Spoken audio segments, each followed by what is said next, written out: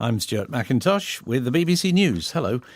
The authorities in Indonesia say bulk supplies of urgently needed food and water have begun to reach people on the Indonesian island of Sulawesi 5 days after it was struck by a devastating earthquake and tsunami. At least 1,300 people are known to have died. Mariko Oi is in Palu.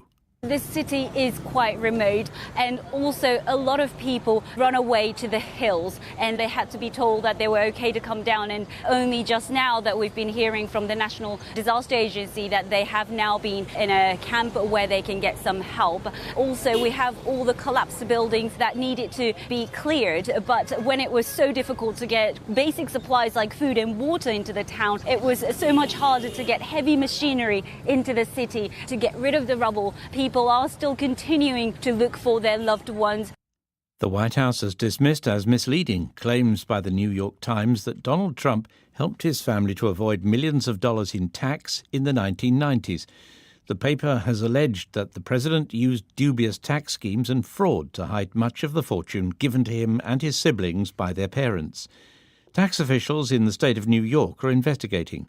David Barstow is one of the journalists involved in the report. That record shows, in fact, that Donald Trump, throughout his life, was deeply dependent upon his father's financial support, starting from the age of 3, and that support continued not just through his adolescence and into his adulthood, but actually, into his 40s and 50s. President Trump has mocked the testimony of Christine Blasey Ford, who's accused his Supreme Court nominee, Brett Kavanaugh, of sexual assault when they were teenagers. At a campaign rally in Mississippi, the president mimicked her answers at a Senate Judiciary Committee hearing last week.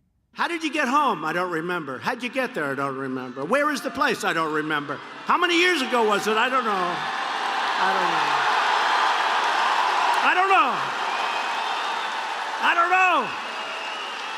What neighborhood was it in? I don't know. Where's the house? I don't know. Upstairs, downstairs, where was it? I don't know. But I had one beer. That's the only thing I remember. An FBI investigation is underway into the allegations against the judge. Iran's Foreign Minister Javad Zarif says his country is willing to hold talks with the US, but has expressed concern about the reliability of President Trump as a negotiating partner. In a BBC interview, Mr. Zarif rejected the idea of a summit like the one held by Mr. Trump with North Korea's leader Kim Jong-un. He said that would only result in a photo opportunity. In stark contrast to the comprehensive nuclear deal from which the US withdrew this year, Mr. Zarif was speaking in New York. World News from the BBC. At least 6 members of staff at one of Argentina's most prestigious state secondary schools have been removed after a group of female students denounced them for sexual harassment. The girls at the National College of Buenos Aires read out a detailed description during a diploma ceremony of being physically touched and intimidated by teachers.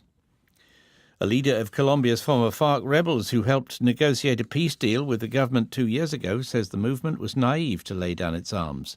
Ivan Marquez, who's in hiding, said modifications made to the agreement after the group had handed over its weapons had been treachery.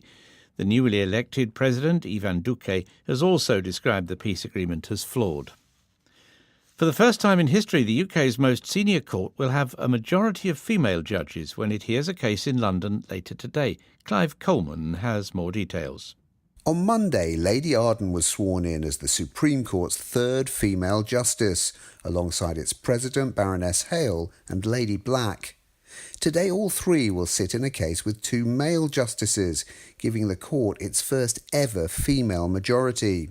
The law, it's often said, takes its time, and it's taken the highest court in the land 600 years to achieve this milestone. While around 50% of the population's female, just 29% of court judges are women. Researchers in Australia predict that the country will be virtually free of cervical cancer as a public health problem within 10 years. Writing in the Lancet Public Health Journal, they say this is a result of the country's free vaccination programme against the HPV virus, the leading cause of the disease.